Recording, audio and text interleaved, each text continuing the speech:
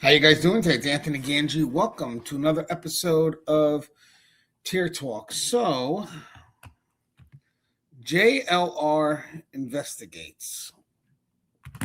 That is someone a lot of us have followed. I really didn't follow him as much.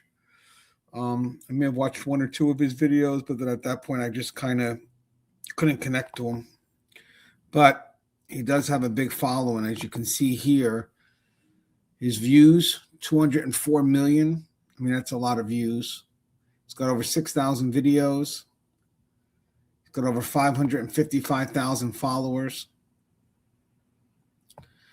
Last month alone, 17 million views, 17,000 subscribers.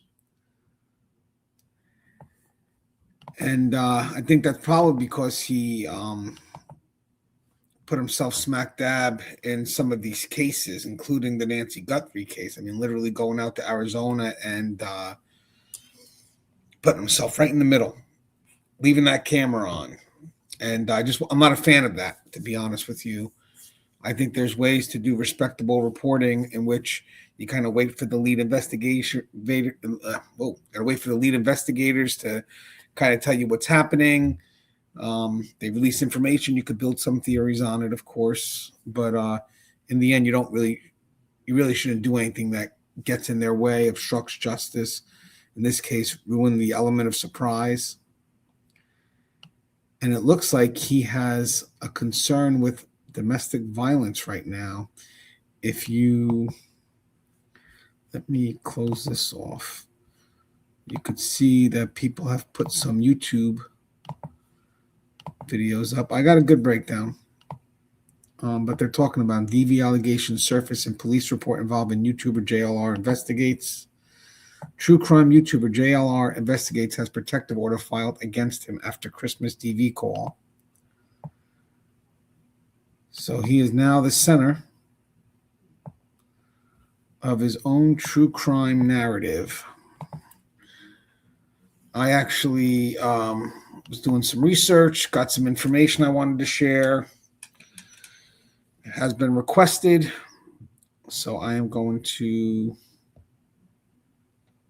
share what I have. So right here, this is JLR with his, I guess that would be his ex.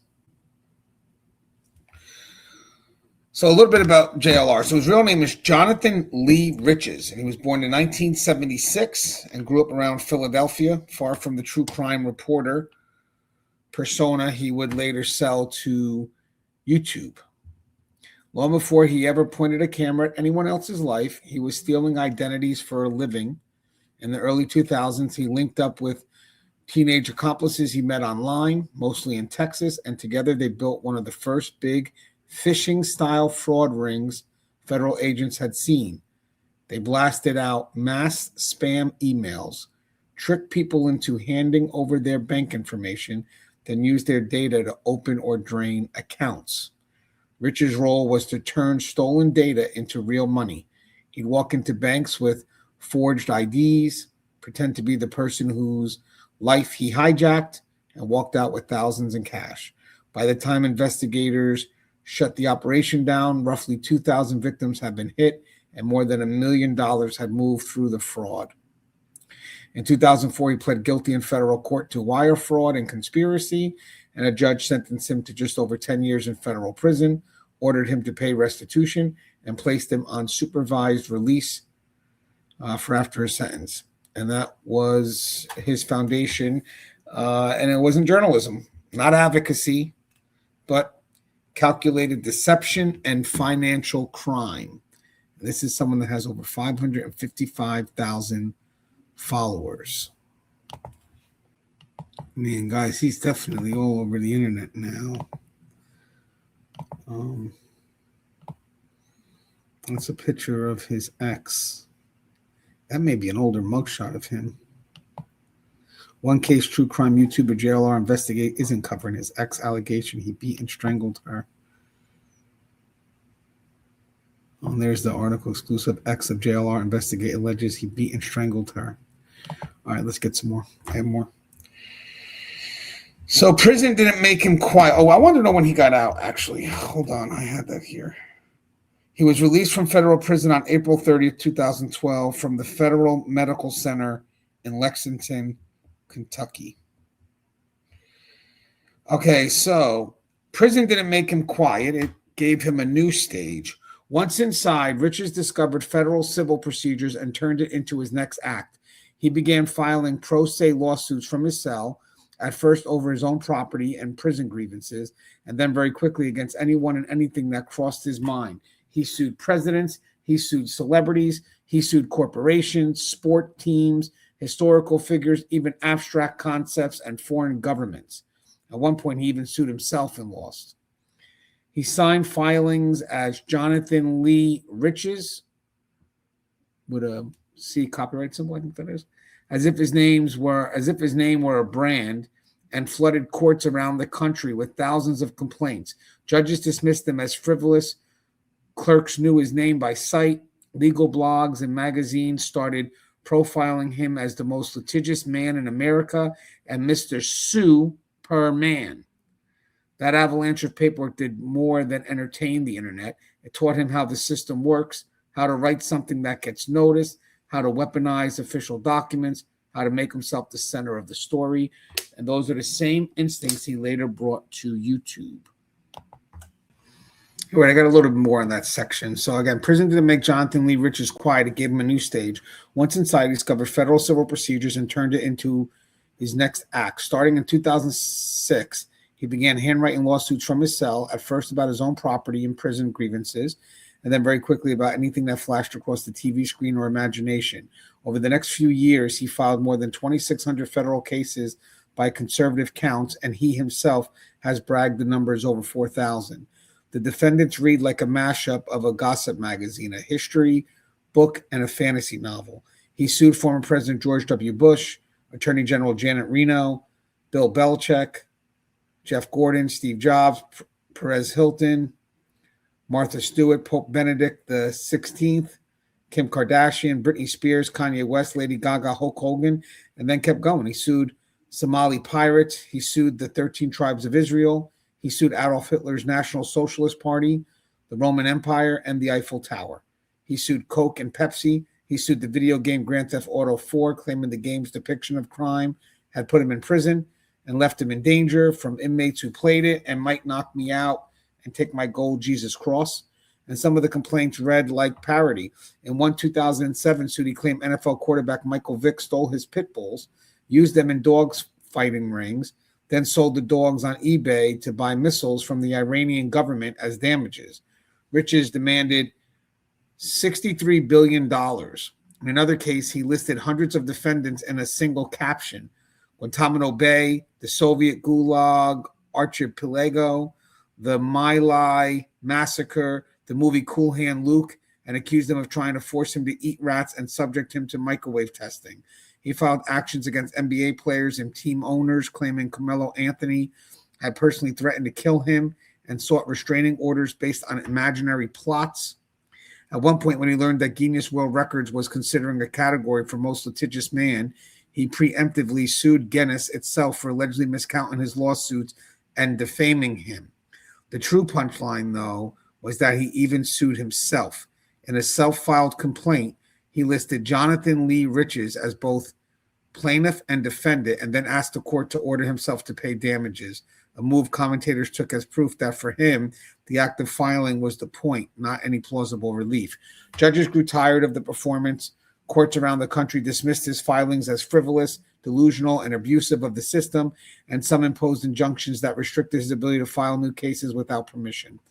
But by then, the damage and the branding was done. Legal blogs, NPR segments, and long-form profiles had already appointed him the most litigious man in America and Mr. Superman. That's S-U-E, little pun there. That avalanche of paperwork did more than entertain the internet.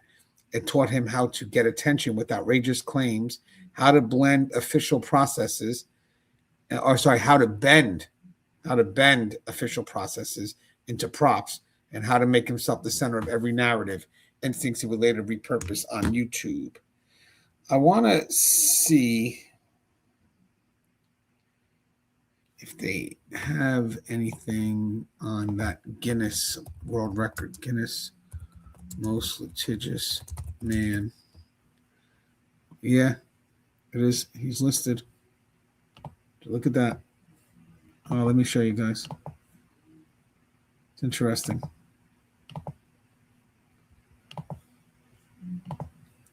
Jonathan Lee Riches, a former federal inmate from Pennsylvania, is widely recognized as the most litigious man in America. He filed over 4,000 lawsuits during his time in prison, which earned him the title of most litigious person in the world.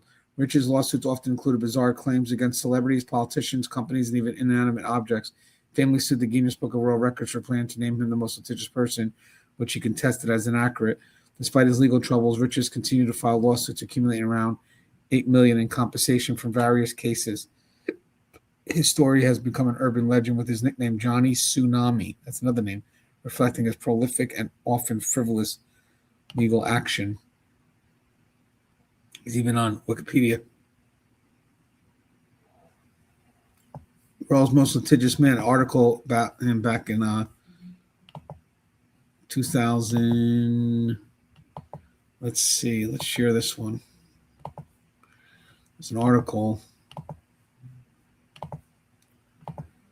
about him right here. May 20, after hearing the Guinness Book of World Records plan to name him the most litigious man, one federal prison did what he does best. He sued. Jonathan Lee Riches' rambling lawsuit against the record-holding institution and several others is just the latest in the growing stash of outrageous court filings against everyone from New England Patriot coach to Bill Belichick and Martha Stewart. Wonder if there's a video on this. Let me see, guys. See, maybe there's a video. It's easier to watch. Let me see. Again, I'm learning as we go. Most litigious man. Let me see. Yeah, there's some videos here. Let's do this one. Let me see if there's one from the news. Hold on.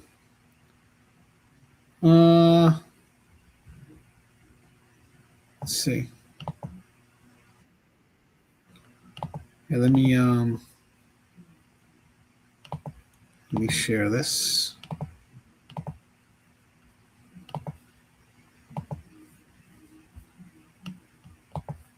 Strange World Fun. Welcome to Strange World Fun. Today, we're delving into the bizarre and intriguing story of Jonathan Lee Riches, the man who holds the record for the most lawsuits filed. Get ready for a tale of legal antics and surprising twists that will leave you astounded. Jonathan Lee Riches is widely considered the most litigious person in the world. His journey into the legal realm began with a case against his own mother, claiming she didn't take proper care of him. Surprisingly, Jonathan won that case and received $20,000 in compensation. This victory set Jonathan on a path of relentless litigation. Soon after, he filed lawsuits against his friends, teachers, neighbors, relatives, and even his fiancée. But Jonathan didn't stop there. He took on the police, judges, and some of the most famous companies in the world. He even filed a lawsuit against former U.S. President George W. Bush. Jonathan's extraordinary penchant for litigation earned him a spot in the Guinness Book of World Records for the most lawsuits filed, with over 2,600 cases in various courts. However, in true Jonathan fashion, he sued the Guinness Book of World Records too. His claim: they had included his name without his permission, infringing on his personal privacy. So far, Jonathan has earned over $8 million in compensation from these lawsuits. His legal antics have not only made him infamous but also surprisingly wealthy. With all this wealth, one might think Jonathan lives a life of luxury surrounded by loved ones. But during a TV show appearance, he was asked why he remains alone despite his substantial winnings. In response, Jonathan simply laughed and walked off the set. True to his character, he then filed a defamation lawsuit against the TV channel, claiming they humiliated him. This lawsuit won him an additional $50,000. Jonathan Lee Riches' story is a fascinating look into the life of a man who used the legal system to his advantage in unprecedented ways. His actions have sparked debates on the nature of the legal system, the boundaries of litigation, and the lengths one person can go to in pursuit of their version of justice. What do you think of Jonathan Lee Rich's story? Is he a master of the legal system? Anyway, some of that may not be all accurate there because so far there's really not solid evidence that he made big, reliable money from his lawsuits. Most credible legal sources say the opposite. They say a detailed legal profile notes that his suits are routinely dismissed as frivolous and delusional, and explicitly says it's unclear whether he has ever won a case. Court order describes him as a serial filer who was eventually hit with injunctions and sanctions that barred him from filing more actions without permission, not as someone repeatedly getting paid. Some viral posts, I guess that one there, and short form videos online now claim he won hundreds of thousands or even millions in damages and compensation, but they don't cite court records and they conflict directly with the legal reporting above. Given that contradiction, the responsible way to frame it is his lawsuits mostly lost or were thrown out. There's no clear verifiable record of significant payout, and stories that he made serious money from them look like they're exaggerated internet lore rather than something backed by dockets or judgment. So I guess despite internet rumor that he got rich off these cases, legal records show his filings were almost always dismissed as frivolous, and even seasoned court watchers say it's not clear he ever actually won meaningful money from any of them. So yeah, that video wasn't accurate. Once they said that, I was looking into it. That's not 100% accurate there. All right, let's get to the that's interesting. Let's get to the next section. Now, I'm used to litigious inmates, by the way. I work in a correctional facility, so we have a lot of those. And eventually they lose their credibility. They kind of just sue for everything. What else they got going on? You know, what else they have going on with their time? So when he finally walked out of federal custody in 2012, he came out under supervision, mental health requirements, restitution payment, geographic restrictions.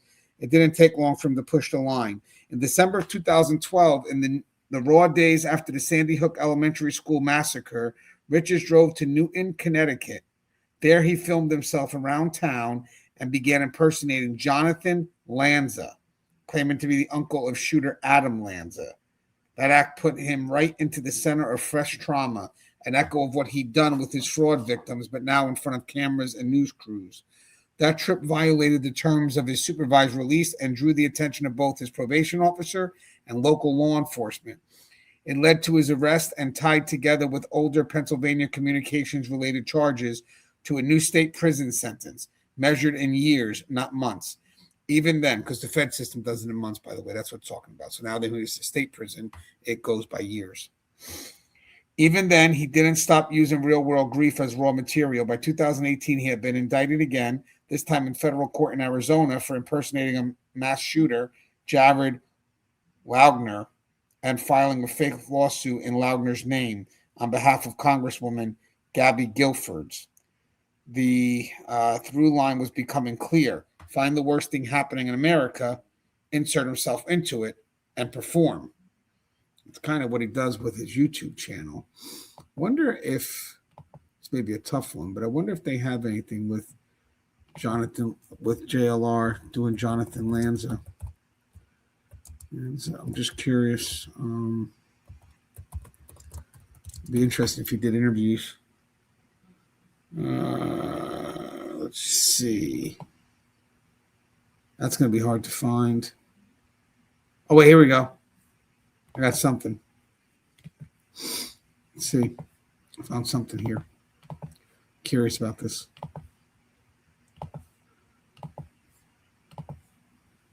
For Newsy, I'm Logan Tittle. A convicted felon who made a trip to Newtown, Connecticut and posed as gunman Adam Lanza's uncle has been arrested. 35-year-old Jonathan Lee Riches, who you see right here, is a convicted felon, and he told townspeople he was Lanza's uncle. He was arrested for federal parole violation. Riches was reportedly released earlier this year after serving 10 years in a federal prison. The smoking gun reports just 2 days after the Newtown school massacre, Riches drove to Connecticut in an attempt to visit Lanza's home, but was turned away by real family members. He also attended a memorial site where he identified himself as Adam Lanza's uncle and dropped to his knees praying for the victims. And it seems Riches has a history of grabbing headlines. Since January of 2006, Riches has allegedly filed more than 1,000 lawsuits across the country. Some of his more interesting cases include suing Elvis Presley for stealing his sideburns, suing rapper 50 Cent for a reported $35 billion for stealing his lyrics, and an estimated 57 pages worth of defendants that include the likes of President George W. Bush, Queen Elizabeth, and the European Union for unspecified civil rights offenses. Riches is currently serving a 5-year federal probation term and is not allowed to leave Pennsylvania without permission. All right, let's see. Let's get us some more details here. So, eventually, Riches discovered a platform perfectly suited to that instinct. So, live streaming. So, he reemerged as JLR Investigates, a boots-on-the-ground true crime YouTuber. Under that banner, he stopped filing comic lawsuits and started chasing active cases with a phone, a gimbal, and an audience. When a college town was rocked by a quadruple homicide, when a missing person case went national, when a family home became the focus of online speculation, there was a good chance JLR would show up. I think the college town, that's the Kohlberger case. He didn't report from a distance. He stood on sidewalks outside victims' homes. He streamed for hours, speculating, reading rumors aloud, pointing his camera at whoever walked past. In the Nancy Guthrie case, he broadcast from in front of her family's house, talked about relatives, and accepted donations from tens of thousands of live viewers while investigators were still building a factual picture. Mainstream reporters covering the case singled him out by name as an example of the new, unrestrained citizen journalist whose presence made an already painful situation worse. To some, he was a reporter. To others, he was simply the same chaos merchant, but just now with super chats. And super chats is a way to get money as a YouTuber. Then you have Jaime Magnolia Phillips. So that's when she enters the picture. And this is her, just to get a picture of her. So let's see. So into the ecosystem stepped Jaime Phillips, known online as Magnolia. She wasn't a casual fan. She had her own background as a media operative. Before leading into true crime content, she worked undercover in conservative sting operations and then built out her own investigative and travel-style reporting online. When true crime live coverage grew, Magnolia and JLR moved in the same circles. They were on the same types of scenes, knew the same creators, watched the same tragedies unfold from behind their own cameras, and somewhere in that overlap, the professional proximity turned personal, and by early of 2023, they were in a romantic relationship. They traveled, stayed together on the road, and moved through the true crime world as a unit. On camera, he was the loud, on-scene reporter. She was, in many viewers' eyes, his partner in both life and work. Off camera, according to her later court filings,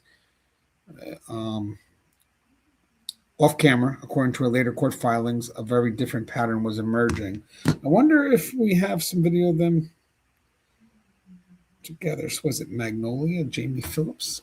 I'm doing a lot of searching here. Let's see. Maybe some of you guys know her. I don't know. I'm not familiar with her work. So let's take a look. Magnolia. Let's see. Let's see. Well, right now it's all showing up the DV stuff.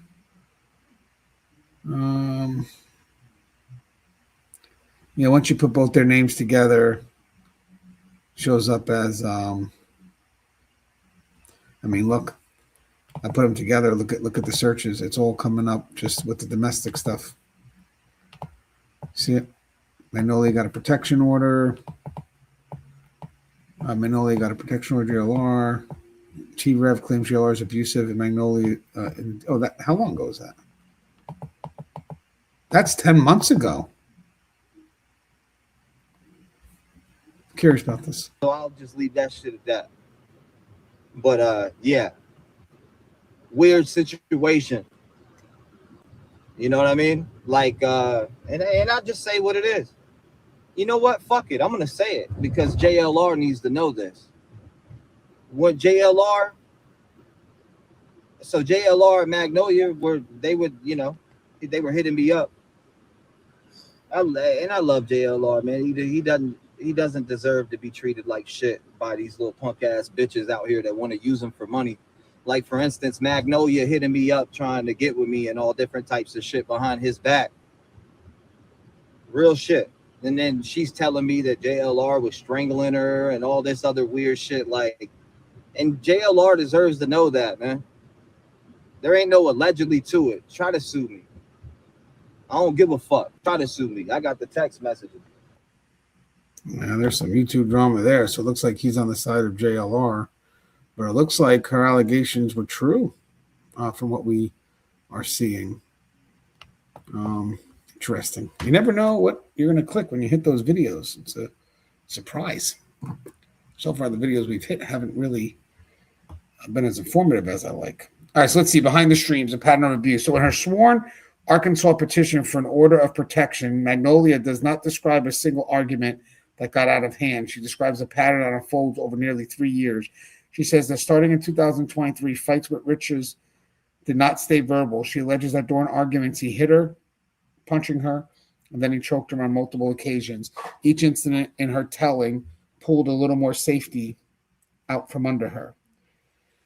Alongside the physical violence, she describes coercion and threats. He knew her world. He knew her work depended on her reputation and on staying in the good graces of an audience.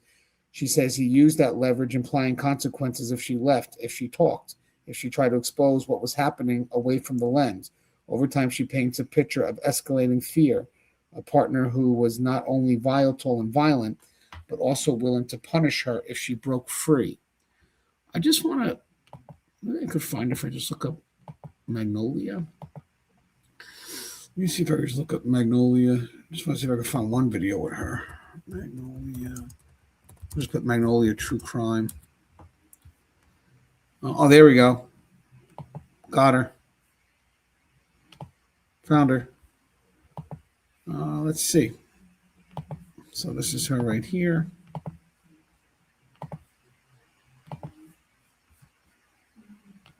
I wonder if that's JLR there in the picture there in the back on the on her banner. Yeah, she's what's this? Let me see this. I started a business to give. I want to see this beach one. Just give me a second.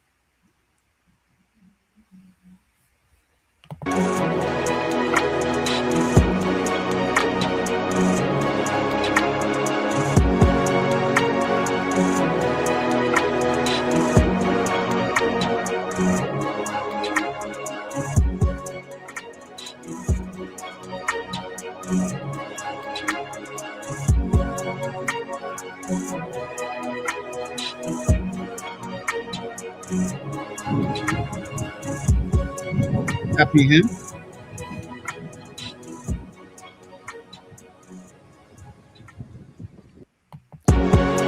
That could be him, right? What's the date of that? That's from a year ago. This probably is him. She's just like a little traveling. So what's her channel about? Investigative journalist and news producer. She has 12,000 followers. So she does got JLR busted scammers. I wonder if she ever advocated for him when they were together. There she is. Okay, so earlier today, we were driving down the road, and all of a sudden, Jonathan was like, "That's a scam, that's a scam." And I'm like, "What's Jonathan would be JLR. the scam?" He's like, "That's a funeral scam." And I didn't even see what he was talking about. There were these people on the side of the road that were holding these signs. And I mean, I didn't even pay attention to it, but he was like, "I saw them yesterday. They're out here scamming people. It's fake, it's fake." I'm like, okay. So we went to the gas station and parked, and then he got out and he was like, "I'm just going to go over there and ask them if they know the kid's name on the poster." And so he got out of the car and he went, and he was gone for like 10 minutes or something. And I don't know who these people are. I don't know where we are hardly. We're in, Springfield, and all kinds of weird things happened. So I just had to wait. And he came back to the car and I asked him what happened. What happened, JLR? So I'm at this corner here, and these people are on each corner in yellow vests, and they have a big picture of a white kid, and they say funeral. So I went up to him and said, who's the funeral for? And she said a name, but it was hard to say. I was like, who? And she's like, get out of here, get out of here. And I'm like, well, tell us, how did he die? How did this kid die? When's the funeral? What was the cause of death? Like, what's going on? Tell me about this boy. And she got so hostile and worried, she went across the street. I went across with her, and the other friend was not giving any information. They went across the street, and the guy across the street was all yelling and belligerent at me and saying he's going to call the police, and they were cussing and huffing and puffing, and they just left. Wow. Total scam. Total scam. How did you know it was a scam? Well, I mean, it's these people. I mean, you want to know who the funeral is for. You're showing an image. If it's some people, and I think they were Spanish descent. I think they were Hispanic, and they were, don't know any specifics about a boy they're soliciting money for a funeral. Yeah. What funeral? Tell me about the funeral. Because if you tell me the story, I can share that message out and probably get people to donate. But instead, it was all these secrecy and hostile behavior. I don't know where they went. I'm looking around. They went this way. So also, as I'm doing this, people have told me that Magnolia Phillips has her own history of false claims. So let me just go over this real quick before I finish up the rest of this, what I got covered. But by the way, there's medical documentation on this one against JLR. There is medical documentation. Actually, you know what? Before I do that, because we're learning this together, by the way. There is, let me go to this guy real quick. He's got medical documentation, and he'll tell you exactly where to go. If you want to look at it. This guy. Let me show you one more video real quick. And then I'm going to read you a little background on Jaime and then go back to my my coverage of what I originally had. Let me just show you this real quick.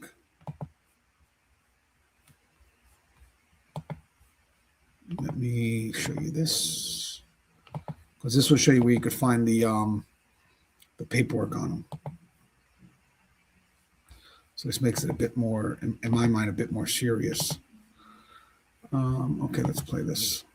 A true crime social media creator and someone who has been boots on the ground on many very high profile cases seems to now have a case of his own. This isn't the first case that he's had, but I would say it's probably one of the more severe ones. According to authorities in the state of Washington, they have observed sufficient evidence, including visible injuries to a victim, establishing probable cause to arrest YouTuber Jonathan Lee Riches, also known online as JLR. Court documents reveal, quote, "I have probable cause to arrest Jonathan Lee Riches for assault in the second degree, harassment with threats to kill, and interfering with the reporting of DV." It seems like this stems from a filing that was made in December of 2025 from his former partner known as Magnolia, according to these documents. She writes, beginning January 2023 and continuing through December of 2025, Christmas Day to be exact, I was involved in an intimate domestic relationship with Jonathan Lee Riches.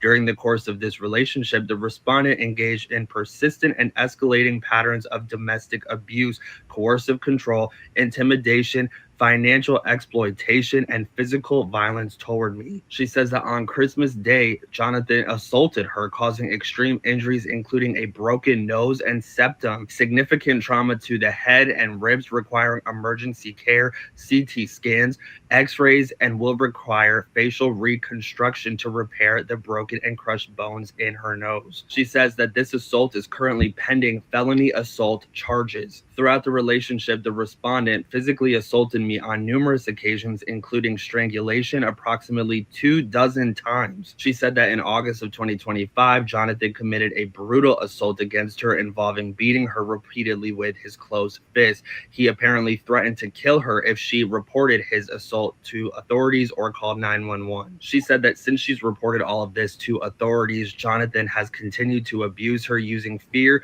threats, intimidation, ongoing financial abuse, and theft of all of their joint funds in an act of retaliation against her. She said that he has fled the crime scene, but he's continued to contact her and threaten her and intimidate her into not talking about what he's put her through. This right here is a document for proof of service, acknowledging that Jonathan Lee Riches actually received all of these documents and he is aware of what is being filed against him. And there's also documents like this right here that have been obtained that showcases that he's been entangled with all of this for the last couple of months. He's had court appearances virtually in February. It seems like he's due for another one in April. The allegations in some of these documents are extremely dark. If you guys want to read these docs, go to Plunder on FB. She's posted all of them there. And I guess we're going to have to just wait and see how this all plays out in the legal field. Is she lying? Is he lying? Either way, someone needs to be held accountable here. What are your thoughts on it?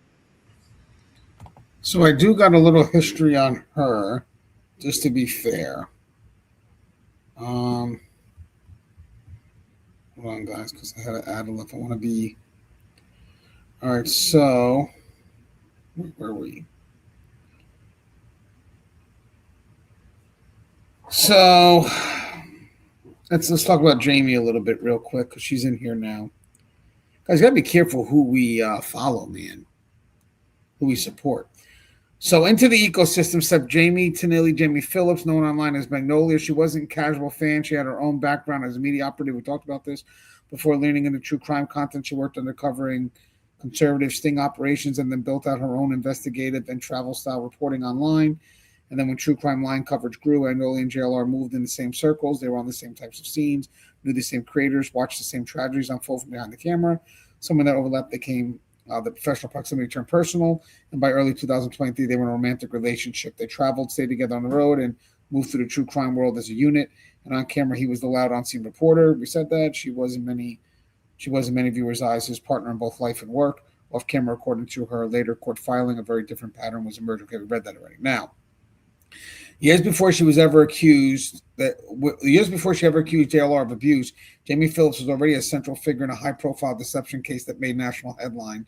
In 2017, during the Alabama special Senate election, a woman identifying herself as Jaime Phillips contacted the Washington Post with a dramatic story. She claimed that Republican candidate Roy Moore had begun a sexual relationship with her when she was 15, gotten her pregnant, and pushed her into an abortion in 1992.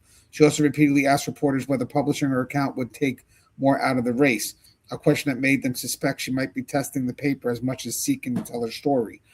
Post reporters began fact-checking. Quickly, the story started to crumble. She used an Alabama phone number, even though she claimed she only spent one teenage summer in Alabama. She named a New York employer. When the paper called, the company said they had no record of anyone by that name. Then a researcher found a GoFundMe page created months earlier in the name of Jaime Phillips, saying, "I've accepted a job in the conservative media movement to combat the lies and deceit of the liberal MSM," and explaining she needed money to move to New York for the job. When reporters confronted her in a restaurant with a printout of the GoFundMe and the contradictions in her story, they recorded the exchange. On video, she tried to explain the fundraiser away as something tied to a daily caller job, then abruptly said she wanted to cancel and not go through with it and cut off the meeting. After she left, Post journalists watched her walk directly into the offices of Project Veritas in Mamaroneck, New York, the undercover video group run by James O'Keefe. Shortly afterwards, O'Keefe sent supporters a fundraising email saying that our investigative journalists embedded within the publication had their cover blown, widely understood to be a reference to Phillips. Follow-up reporting showed that her effort to infiltrate the Post had been in motion for months. She cultivated contact with the Post employee, exchanged messages, and then rolled out the fake Moore story. Another journalist later wrote that the same woman had approached him with a fabricated account as well, warning colleagues to be cautious. So taken together, the record shows that Jaime Magnolia has knowingly presented a false personal victim narrative, which is the Moore pregnancy abortion story, as part of a coordinated political sting, worked in or alongside a group whose business model is undercover deception, and used aliases and backstories over time, not just in one-off lie. That history doesn't automatically void anything she later says about JLR, but it is an important piece of context when you're presenting everyone me presenting this to your audience. I want to see, what is this O'Keefe thing? Project Veritas? Guys, I am looking at a lot of stuff today. What is this? What is Project Veritas? Oh, there it is. Look at this. Interesting. God, the stuff that we find in this Project Veritas is a controversial American nonprofit organization known for its undercover investigations aimed at exposing corruption and misconduct, often targeting progressive groups and media organizations. Founded in 2000 by James O'Keefe, Project Veritas aims to investigate and expose corruption, dishonesty, and misconduct in both public and private institutions. Organization employs undercover tactics, including hidden cameras, to gather evidence.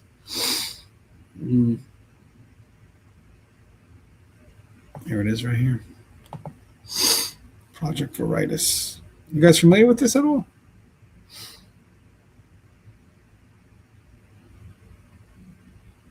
So that's their journalist experience. I wonder if they have a following. Let me see. Do they have a big following?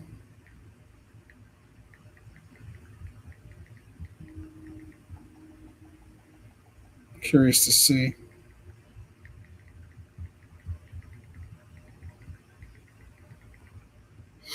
Let me see something. It was interesting. Did you guys were you guys able to see Project Veritas? Let me show you. Oh, yeah, you probably didn't see it. Hold on. Let me exit this out and I'll show you Project Veritas. I'm right here. Interesting website.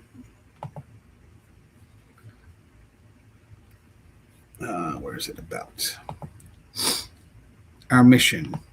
We are journalists exposing corruption in government, media, big tech, politics, education, and to undercover video.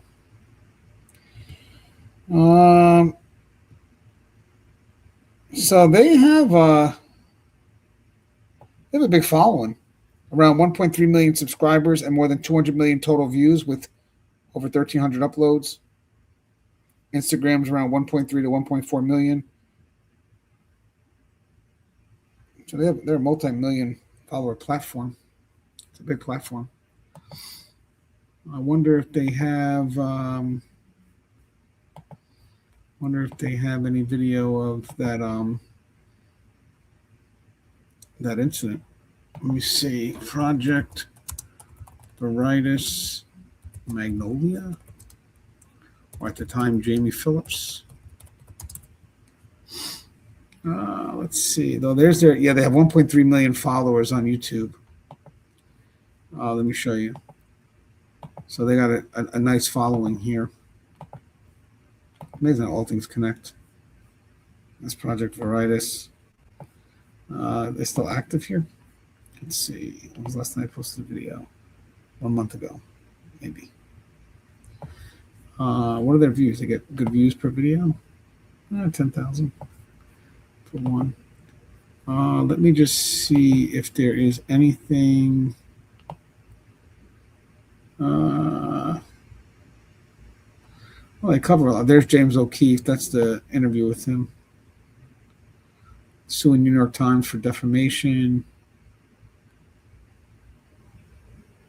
Things you learn when you just look to the left and right. All right. Let's see what else you got. All right, let's move forward. All right, a lot of cover here, guys. So, in her sworn Arkansas petition, this is Jaime Magnolia, for an order of protection. So, in her sworn Arkansas petition for an order of protection against Jonathan Lee Riches, Magnolia does not describe a single argument that got out of hand. She describes a pattern that unfolds over nearly 3 years. She says that starting in 2023, fights with Riches did not stay verbal. She alleges that during arguments, he hit her, punching her, and then he choked her on multiple occasions. Each incident, in her telling, pulled a little more safety out from under her. Alongside the physical violence, she describes coercion and threats. He knew her world. He knew her work depended on her reputation, on staying in the good graces of the audience. I think I've read this before. She says he used that leverage, implying consequences if she left, if he talked, if she tried to expose what was happening away from the lens. Over time, she paints a picture of escalating fear and a partner who was not only volatile and violent, but also willing to punish her if she broke free. Sorry, kind of, when I was looking up a little bit more about her, kind of moved things around a little bit. But now it's tough because it's hard to believe her now. But again, there is paperwork that shows that she's been physically abused. At least that's what's out there from the medical reports. But it's going to be interesting. But they definitely make sense why they found each other to some level and why they were with each other. So everything came to a head over Christmas of 2025. The two of them were staying at the All Seasons River Inn, a quiet, scenic spot that should have been a simple holiday backdrop. Instead, according to Magnolia's sworn statement and the sheriff's report, it became the scene of the most violent attack in the relationship. She recounts an argument that turned into a beating. She says he struck her in the face with such force that he injured, possibly broke her nose. She alleges that he then wrapped his hand around her neck and strangled her, cutting off her air long enough that she genuinely believed she was going to die. In that moment, she says he threatened to kill her. For her, this was not just a fight, it was a near-fatal assault. The Chelan County Sheriff's Office incident report dated December 25, 2025 lines up with key details. Deputies responded to a domestic violence call. The reporting victim identified herself as Jaime Phillips. She told them she had been in a fight with her boyfriend the night before and that he had injured her nose. Multiple deputies documented seeing her and recorded their observations. The report ends with a certification that if it is true under penalty of perjury under Washington law, a formal law enforcement echo of what she would later tell an Arkansas judge. She reported, it says a day later. But she had done these injuries to herself. I hope not. But the only reason why I'm thinking that now is because of what we learned about her in context. But maybe that may not be the case. I have to ask because I know there's people here thinking that. Hold on. Did she report the incident?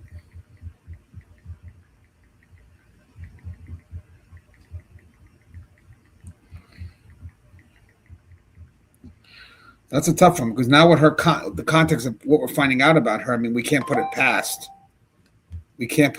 her.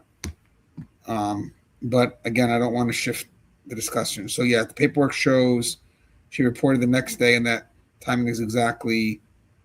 But we have to be fair in what we report. The kind of thing a defense will seize on, but it does not by itself tell us the assault didn't happen. So the Chelan County Incident Report summary notes that on December 25, 2025, Jaime T. Phillips called dispatch to report that she had received an injury to her nose from a fight last night with her boyfriend. In other words, the alleged assault happened late on Christmas Eve, early Christmas Day, and she contacted law enforcement later on Christmas Day, describing it as something that occurred last night. Deputies physically responded, saw her in person, and documented their observations of her injuries and demeanor. Multiple officers' observations are cited in the probable cause discussion. The report was certified under penalty of perjury under Washington law, meaning the deputies swearing that what they wrote, including the description of her injuries and the sequence of events, is true to the best of their knowledge. Arkansas then independently reviewed her sworn petition, which repeats and expands on the Christmas incident and prior assaults, and found it credible enough to grant first a temporary and then a final order of protection after a full hearing. Washington deputies, after hearing her account and seeing the injuries, concluded there was a probable cause to arrest Jonathan Lee Riches for domestic violence assault, which is the legal threshold police use to say there's enough evidence here that a crime likely occurred and that this is the suspect. So yes, she did not call 911 in the middle of the assault. She reported after the fact on Christmas Day, describing what happened the night before. That's common in DV. So they say that's common in DV. People delay for safety, shock, or fear of retaliation, and courts routinely deal with next day or later reporting.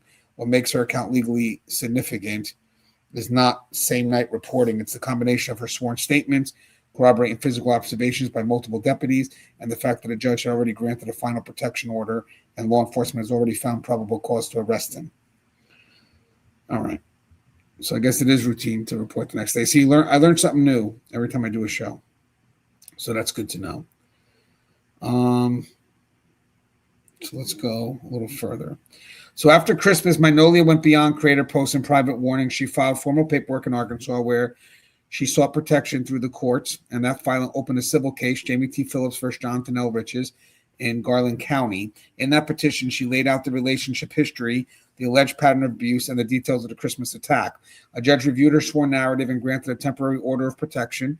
That step alone means the court found enough in her account, enough immediacy and danger to give her legal protection while the case continued. A full hearing followed in March of 2026. After hearing the evidence and argument, the court moved beyond the temporary stage and granted a final order of protection. That order doesn't send him to prison, but it does formally restrict what he can do, where he can go in relation to her, and how he can contact her, and what happens if he violates those terms. Legally, it also does something else. It puts a court's weight behind her narrative. A judge decided that her allegation met the legal standard for an order, that her fear and description of abuse were credible enough to justify ongoing protection. In the eyes of the law, that's no longer just drama between creators. It's a documented domestic violence finding in a court file with his name on it. So looks like there's some weight on this. The sad thing is, though, when you play these games and you try to commit these fraudulent acts, and then when something really does happen, people don't believe you. It's like the boy that cries wolf, and then eventually people just stop responding. But it looks like in this case, there may be some weight. But again, someone did bring this to my attention. So to be fair, I have to put both sides in. So while Arkansas handled the civil protection order, Washington held the criminal thread. The All Seasons River Inn is in Chelan County, and it was Chelan County deputies who documented the Christmas assault. Once they took her statement, saw her injuries, and completed their report, they had to ask a standard question. Is there probable cause to believe a crime was committed and that Riches committed it? According to the report and subsequent commentary, the answer was yes. Deputies concluded there was a probable cause to arrest Jonathan Lee Riches for a domestic violence assault related to that incident. Multiple officers observed the victim. Their observations supported her account. And under Washington law, that kind of assault, punching that causes facial injury, strangulation that cuts off breath, can fit felony-level domestic violence statutes, especially when there is substantial bodily harm or the specific act of strangulation involved. Strangulation is definitely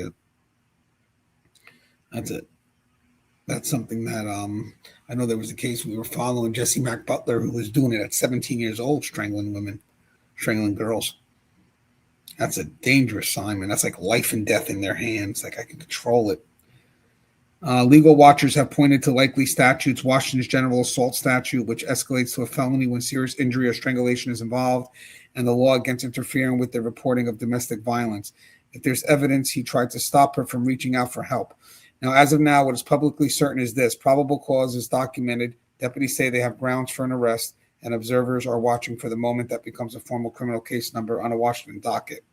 So the charges he's realistically staring down are, on paper today, he faces a final civil protection order out of Arkansas based on a sworn petition that lays out a multi-year domestic violence pattern and a near-fatal Christmas assault. A Washington incident report and probable cause determination that describes a domestic violence assault with strangulation and facial injury at that inn. If Washington prosecutors choose to act on the probable cause, their deputies say they have the realistic exposure. If Washington prosecutors choose to act on the probable cause, their deputies say they have the realistic exposure is domestic violence assault that's potentially at felony level, given strangulation and documented injuries, and potential interfering with reporting if the facts show he tried to prevent her from calling law enforcement or otherwise seeking help. So those charges would not land in a vacuum. They would land on someone with a felony, fraud, conviction, documented supervision violations, a recent federal indictment in a different case, and now a fresh civil order of protection grounded in domestic violence findings. Even if the situation and ranges look like any other DV case on paper, his history gives prosecutors and judges context to argue that he's not a first-timer who made a single mistake. I want to talk about one last thing, the channel growth. So while all this was building in the background, his channel numbers were climbing. Under the JLR Investigates handle, he pumped out thousands of short, rapid-fire videos and near daily live streams, eventually amassing a large subscriber base and positioned himself as the internet's go-to source for breaking news real-time. Viewers who discovered him during big cases saw someone always on scene, always first to go live, and that constant presence helped push his subscriber count and live chat traffic into true crime upper tiers. But that growth came with controversy baked in. In the Nancy Guthrie case, national outlets called out his ghoulish behavior outside the family home, streaming for days, pulling tens of thousands of people into a live feed from a residential street, narrating every tow truck and patrol car and accepting money while a missing mother's family watched. Locally, people complained he was spreading false information and turning an active investigation into a circus. Online, some viewers praised him for being first on the scene, while others described him as unpleasant, ridiculous, and dishonest even before the domestic violence story surfaced. And it's crazy because sometimes we want to know so much, We chase anything because we're thirsty. And we got to watch where we drink. We got to watch the wells that we drink from. Don't let the need for or the want for information, don't let it just take you anywhere. It's how they control you. They know you want the information and they'll give you anything because they can control you. Threads and articles also resurfaced his earlier stunt impersonating a Sandy Hook relative, filing fake lawsuits in names of mass shooters, and pushing unverified speculation in other high-profile cases, asking why a man with that track record was being rewarded with a big audience and streaming venue. By the time Magnolia's allegations and the Christmas police report became public, he was no longer just a controversial streamer. He was a controversial streamer with a massive platform and a long paper trail, making the fallout that followed even more intense. So the legal story and the YouTube story are happening at the same time as Magnolia's filings surfaced and the Washington report began circulating. True crime creators started reading the paperwork line by line on stream. Some had crossed paths with him on scene. Some had defended him in the past. Now many of those voices are calling his alleged conduct brutal, cowardly, and disqualifying for anyone who claims to advocate for victims. Former law enforcement commenters have publicly said that if the allegations are accurate, he deserves the maximum punishment the law allows. Facebook groups and community pages are sharing screenshots of the Arkansas docket, the Washington report, and timeline breakdowns that places the relationship from early 2023 to December 2025 ending in strangulation at Christmas. Comment sections that once treated him as a source are now filled with viewers announcing they're unsubscribing, unfollowing, and moving to other channels. And there are still defenders who say they'll wait for the full story or the day in court. But the broader ecosystem is already shifting. For many in true crime, especially those who see themselves as advocates for survivors, the combination of a long fraud history, pattern of inserting himself into tragedies, Magnolia's own proven history with deception, and now a documented domestic violence narrative is too much to ignore. His presence at future scenes won't be just controversial. It will come with a public record that says this is not just a man reporting violence. This is a man accused of bringing it home. Wow, that was a lot. And guys, I learn a lot when I do these shows. When I was first really trying to cross into true crime, I wanted every update. I wanted to be that person, and that lasted about a couple of days. And I realized, what am I doing here? I'm going against everything that I believe in because I'm in law enforcement. I believe in the integrity of investigations. I believe in a lot of the things that were in conflict when I was trying to chase the updates. So I just found a better way to do things. I release what I can, what's out there. I try to build on the evidence that's there, but then sometimes I try to stay and see if there's a lesson why there are no updates. Maybe we can go back and revisit a case and look at the lessons that we can learn, and maybe within those lessons give the victims a voice. That's where my coverage is different. Hopefully you guys check out the coverage. I don't think it's what you've seen elsewhere.